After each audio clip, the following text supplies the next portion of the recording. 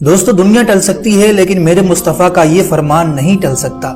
میرے آقا نے جو فرمایا ہے وہ ہو کر رہے گا۔ حضور فرماتے ہیں کہ خراسان سے ایک فوج آئے گی۔ عام زبان میں آپ کہہ سکتے ہیں کہ ایک آرمی نکلے گی خراسان سے۔ خراسان یہ افغانستان اور ایران کا کچھ حصہ ہے جسے پرانے زمانے میں خراسان کہا جاتا تھا، اور ایران میں تو اب بھی اس حصے کو خراسان ہی کہا جاتا ہے۔ میرے آقا فرماتے ہیں کہ خراسان سے ایک کالے جھنڈے لے کر ایک فوج نکلے گی اور وہ اتنی تیزی سے بڑھتی ہوئی بیت المقدس کی طرف آئے گی کہ دنیا کی کوئی طاقت، کوئی سپر پاور حکومت ان کا راستہ نہیں روک سکے گی، اور وہ جھنڈے لا کر سیدھا بیت المقدس کے اوپر گاڑ دے گی۔ اور آگے حضور صلی اللہ علیہ وسلم فرماتے ہیں کہ میری امت کا ایک بڑا حصہ قیامت تک باطل سے لڑتا رہے گا اور ان کی مخالفت کرنے والوں کا ان پر کچھ اثر نہیں ہوگا۔ یہ پیشن گوئی کچھ حد تک ایران کے اوپر فٹ بیٹھتی ہے۔ آج دنیا کی بڑی طاقتیں اس کی مخالفت کر رہی ہیں لیکن اس کو کوئی فرق نہیں پڑ رہا۔ صحابہ نے پوچھا، یا رسول اللہ صلی اللہ علیہ وسلم، آپ کی امت کا وہ حصہ کون ہوگا؟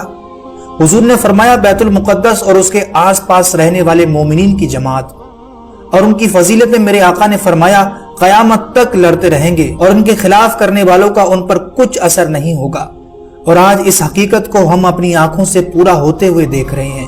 آگے رسول اللہ صلی اللہ علیہ وسلم فرماتے ہیں کہ پوری روئے زمین کا سردار جو حصہ ہے وہ بیت المقدس ہے، اور اگر گنبدوں میں کوئی سردار گنبد ہے تو وہ بیت المقدس کا گنبد ہے۔ اور حضور فرماتے ہیں کہ تم دیکھنا آخری زمانے میں سارے لوگ اس کی طرف ہجرت کر جائیں گے، اور جب ایسی ہجرت کا وقت آ جائے تو حضور فرماتے ہیں کہ تم لازم پکڑ لینا اور اس جماعت کے ساتھ چلے جانا، کیونکہ خیر اور امن پوری دنیا میں وہی ہوگا اور کہیں نہیں ہوگا۔ آج بظاہر طور پر دوستو وہاں یہودیوں کا قبضہ ہے، لیکن میرے آقا کا یہ فرمان آج پھر سچ ہوتا ہوا نظر آ رہا ہے۔ بیت المقدس کے بارے میں میرے آقا صلی اللہ علیہ وسلم نے فرمایا کہ یہ ہمیشہ یہودیوں کے قبضے میں نہیں جائے گا، اور میرا یقین ہے کہ دنیا ٹل سکتی ہے لیکن میرے مصطفیٰ صلی اللہ علیہ وسلم کا فرمان نہیں ٹلے گا۔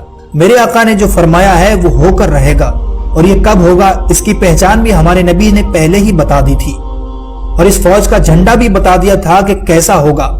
آپ نے فرمایا کہ خراسان سے ایک فوج نکلے گی۔ یہ فوج کوئی عام فوج نہیں ہوگی، کیونکہ خراسان کا جو حصہ ہے اس میں افغانستان کا بڑا حصہ، ایران کا ایک حصہ، ازبکستان، تاجکستان اور سینٹرل ایشیا کے کچھ حصے شامل ہیں، جس کو پرانے زمانے میں خراسان کہا جاتا تھا۔ حضور فرماتے ہیں کہ خراسان سے کالے جھنڈے لے کر فوج آئے گی اور وہ اتنی تیزی سے بڑھتی ہوئی بیت المقدس کی طرف جائے گی کہ دنیا کی کوئی حکومت، کوئی طاقت، کوئی سپر پاور اس کا راستہ نہیں روک سکے گی۔ یعنی اس کے اندر اتنی پاور ہوگی کہ کوئی حکومت اس کے سامنے ٹک ہی نہیں پائے گی۔ آپ اندازہ لگائیے اس فوج کا کتنی طاقتور ہوگی۔ اور یہ پیشن گوئی دن بہ دن دوستو ہماری آنکھوں کے سامنے قریب آتی جا رہی ہے، اور وہ دیش کون ہوں گے وہ بھی ہمیں ہلکے ہلکے سارے نظر آئیں گے۔ اور حضور صلی اللہ علیہ وسلم نے یہ بھی فرمایا کہ جب تم دیکھنا کہ یہ یروشلم بیت المقدس دارالخلافہ بن جائے، دارالخلافہ کا مطلب راجدھانی، حکومت کرنے کی جگہ بن جائے، حضور فرماتے ہیں تو پھر دیکھنا بڑے بڑے زلزلے آئیں گے دنیا میں، اور بہت ساری بلائیں، بیماریاں پھیلیں گی پوری دنیا میں۔ یہ وائرس کا کنٹینیو نکلنا اور عجیب طرح کی نئی نئی بیماریوں کو آنا، آپ کو کیا لگتا ہے کہ یہ محض اتفاق ہے؟ بلکہ اس سے پہلے بیت المقدس کو اسرائیل کی راجدھانی گھوشت کر دیا گیا تھا، اور یہ کوئی پرانی بات نہیں، ابھی سن 2017 کی بات ہے۔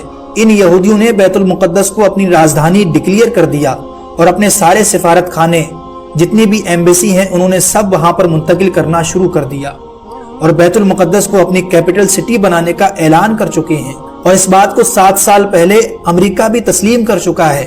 اور پھر حضور صلی اللہ علیہ وسلم فرماتے ہیں کہ ایک روز ایسا آئے گا کہ اللہ انہیں ذلیل و رسوا کر کے اس زمین سے نکالے گا، اور ایک امام برحق کے جھنڈے کے تلے سارے مومنین جمع ہو جائیں گے۔ پوچھا گیا وہ امام برحق کون ہوگا؟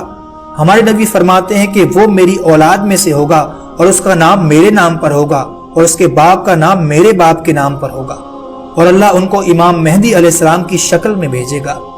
اور یہ زمانہ بہت قریب آ چکا ہے، بہت قریب۔ آج جو ہم خبریں دیکھتے ہیں وہ محض خبریں نہیں بلکہ آنے والے دور کی نشانیاں ہیں۔ آج جمعے کے دن ہم سب مل کر دعا کرتے ہیں، یا مولا اگر زندگی کی سانسیں باقی ہیں تو ہمیں امام مہدی کی فوج میں جگہ عطا فرما، ان کے جھنڈے کے تلے شامل ہونے کا موقع دے۔